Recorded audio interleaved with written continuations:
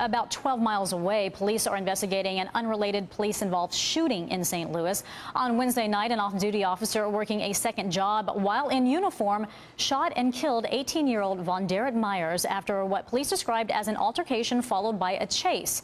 Police say Myers shot first, and that ballistic evidence shows he fired 3 rounds at the officer before his gun jammed.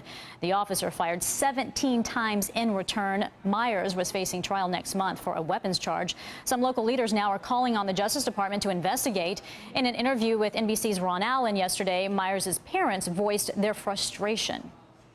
Same people who supposed to protect and serve, they're taking their lives with no explanation. Joining me now, Missouri State Senator Maria Chappelle-Nadal. Thanks for joining us today. First thing I want to ask you, Senator, the facts on the ground are still pretty unclear as the investigation is ongoing. What does the community want to see happen here? Well, I have to tell you, after looking at the police report, the facts are inconclusive.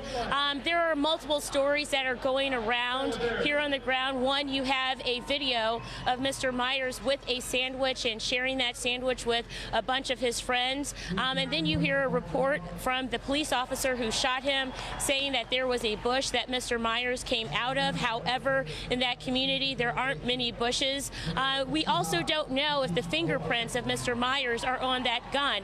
The gun was never found on his person, and so we're trying to figure out really what are the facts of the case. Because the police report is inconclusive, what we need to do is make sure that every single witness has the opportunity to communicate and be part of the investigation. The mother says that her son did not have a gun. Police officers say that there was a gun that was on the premise of in the area where the incident happened. So we are going to have to make sure there's a full investigation. There are some who are wanting the Department of Justice to be part of the investigation, but right now what we have to do is to get as much information as possible.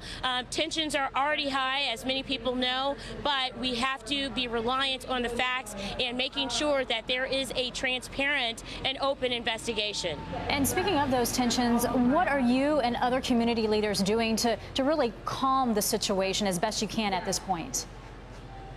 Well, there are multiple things that we're doing. Every single week I hold 2 classes for civic engagement, trying to get some of the people who are angry and are feeling a lot of pain on the right path so that they are going in a direction that is useful, that is active, that is really a measure to put them in the right direction. We do not want people to be engaged in any violence whatsoever. This weekend of resistance, this weekend has been phenomenal so far.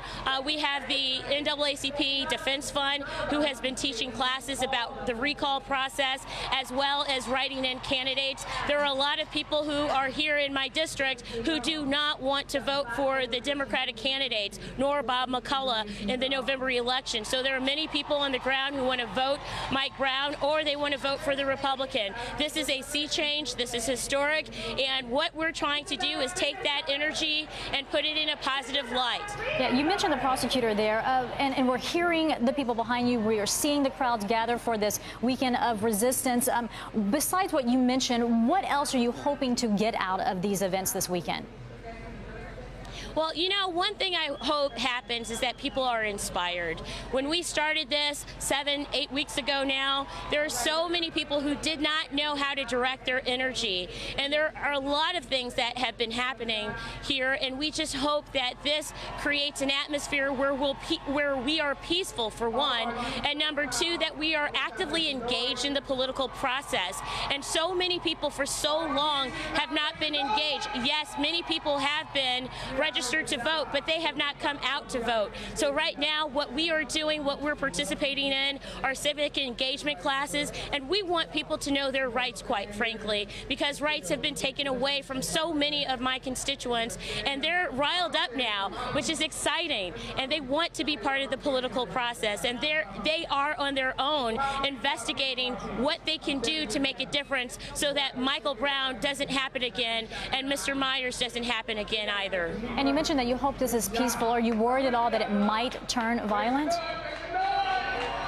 I hope not. I've said I've had many prayers today and the day before, and there are people who are around the country who want to ensure that this is a peaceful engagement of people who are around the country. You know, there's so much love that's on the ground right now, and we want that to continue to happen. We want to be productive in all of our civil disobedience, but we don't want to be violent. I do not support violence whatsoever, and we're just trying to take those people who have a little bit of anger inside of them and redirect them in the right direction. And that's what's important here. We have to look at our laws and how we're going to change those laws, but we also have to communicate with police officers, and they have to be genuine when they correspond with us in different ways. So that is what we're looking for, is an open and honest discussion. We don't want any barriers in front of us whatsoever. Well, communication is key, and we're seeing that play out behind you as we speak. Missouri State Senator Maria Chappelle Nadal, thank you for joining us.